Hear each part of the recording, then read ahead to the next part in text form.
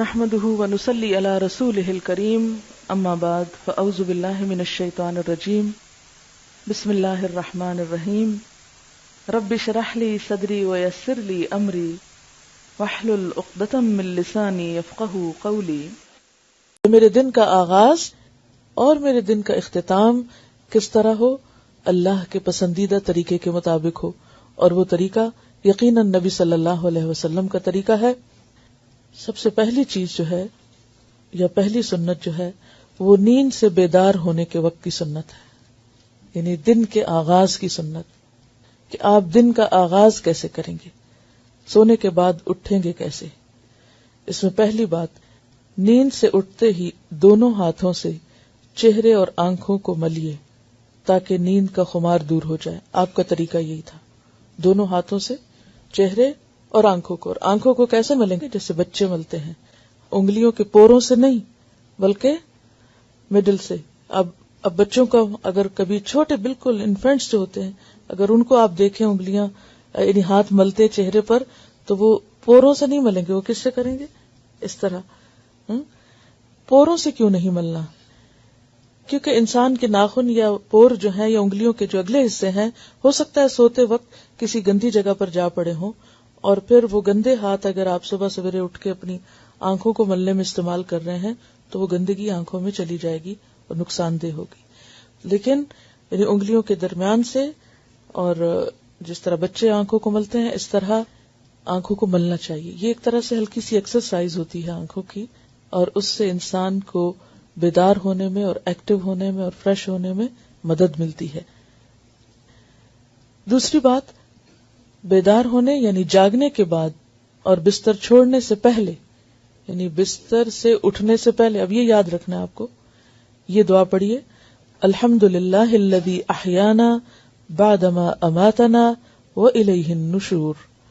تمام تر تعریفیں اللہ تعالی ہی کے لیے ہیں کہ جس نے ہمیں مارنے یعنی سونے کے بعد زندہ کیا یعنی اٹھایا، اور اس کی طرف ہی ہمیں لوٹ کر جانا ہے.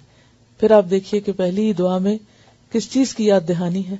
اٹھتے ہی سب سے پہلا سبق کیا پڑھنا ہے کہ ہمیں شکر ہے آج کا دن تو مل گیا، لیکن ایک دن واپس بھی جانا ہے.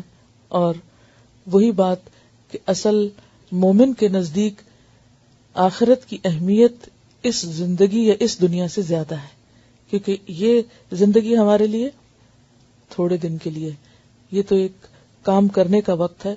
اصل جو ہمیں زندگی ملنے والی ہے، یا جہاں ہمیں رہنا ہے، یا جو ہمارا گھر ہے، یا جہاں ہمیں ہمیشہ ہمیشہ کے لیے بسنا ہے، وہ آخرت ہے. اور شیطان ہمیں اسی حقیقت کو بھلوائے رکھتا ہے. وہ ہمارے سامنے ہر روز صبح اٹھتے ہی اس دنیا کو سب سے بڑا مسئلہ بنا کے دکھاتا ہے. کوئی نہ کوئی غم سویرے اٹھتے ہی لاحق ہو جائے گا، کوئی نہ کوئی فکر اور کوئی نہ کوئی پریشانی، اور عموماً وہ کون سی ہوتی؟ دنیا ہی کے کسی مسئلے کی ہوتی. لیکن نبی صلی اللہ علیہ وسلم نے جو طریقہ سکھایا اس میں دنیا سے زیادہ آخرت کو اہمیت دی. اور جس شخص کی زندگی میں آخرت اہم ہو جائے اس کے نمبر ایک تو دنیا کے مسئلے کم ہو جاتے ہیں، اور نمبر دو یہ کہ وہ پھر حقیقی تقوی کے ساتھ زندگی بسر کرنے کی کوشش کرتا ہے. تیسری سنت بخاری کی روایت ہے، جب تم میں سے کوئی نیند سے بیدار ہو تو 3 مرتبہ اپنی ناک جھاڑ کر صاف کرے، اس لیے کہ شیطان ناک کے نتنوں کی ہڈی پہ رات گزارتا ہے. اور یہ ظاہر ہے کہ بستر سے اٹھنے کے بعد جو وضو کریں گے تو فجر کی نماز کے لیے جب وضو کرتے ہیں، یہ سب سے پہلا وضو جب صبح کرتے ہیں، تو اس میں صرف ناک میں پانی نہیں ڈالنا چاہیے بلکہ ناک میں پانی ڈال کر باقاعدہ اس کو جھاڑنا چاہیے. اور اس میں بھی آپ دیکھیے کہ جب انسان ساری رات سوتا ہے اور سانس لیتا رہتا ہے تو طرح طرح کے سانس کے ذریعے جراثیم یا ڈسٹ یا کچھ بھی انسان کے ناک میں جا کے اٹک جاتا ہے، اور ایک لمبا وقفہ گزرتا ہے ناک کو صاف کیے بغیر. لہذا صبح سویرے اٹھ کر زیادہ اچھی طرح، اور 3 دفعہ کا ذکر ہے یہاں، ناک صاف کرنا چاہیے. اور یہ جو بات لکھی ہے کہ شیطان ناک کے نتنوں کی ہڈی پہ رات گزارتا ہے، اس کی اصل حقیقت تو اللہ ہی کو معلوم ہے. ایسی چیزیں متشابہات میں سے ہیں جن کو ہم دیکھتے نہیں، چونکہ ہم غیب پر ایمان لاتے ہیں، اس لیے ہم جو بھی رسول اللہ صلی اللہ علیہ وسلم فرماتے ہیں اس کو مان لیتے ہیں کہ ایسا ہی ہوگا. اور یہاں آپ دیکھیے کہ اگر دیکھا جائے تو یہ کتنی بہترین سنت ہے کہ صبح سویرے انسان اٹھ کر اپنی نجاستوں کو صاف کرے. آپ صلی اللہ علیہ وسلم جب نیند سے بیدار ہوتے تو اپنا منہ یعنی دانت مسواک سے خوب صاف کرتے تھے، کیونکہ ساری رات بیکٹیریاز کو خوب کام کرنے کا موقع ملتا ہے منہ کے اندر، اور اگر انسان پوری طرح صفائی نہیں کرتا دانتوں کی یا جرمز کل نہیں ہوتے تو وہ پھر کسی بھی خوراک کے ساتھ، حتیٰ کہ پانی بھی آپ پیتے ہیں تو اس کے ساتھ آپ کے جسم کے اندر دوبارہ واپس لوٹ جائیں گے، جو کئی طرح کی بیماریوں کا سبب بن سکتے ہیں۔ تو اس میں اب آپ دیکھیے کہ 4 چیزیں جو ہیں نیند سے اٹھنے کے بعد آپ کو لازمن کرنی۔ اب اس میں آپ دیکھیے کہ وہ وضو کرنا اور باقی چیزیں بھی آگے تفصیل سے آئیں گی، لیکن یہ 4 کام ضروری ہیں۔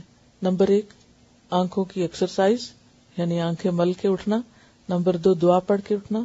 نمبر 3 خاص طور پر ناک کی صفائی اور منہ کی صفائی، ناک کی اور منہ کی صفائی صبح سویرے۔ سبحانک اللہم و بحمدک اشہد ان لا الہ الا انت استغفرک و اتوب الیک۔ السلام علیکم و رحمۃ اللہ وبرکاتہ۔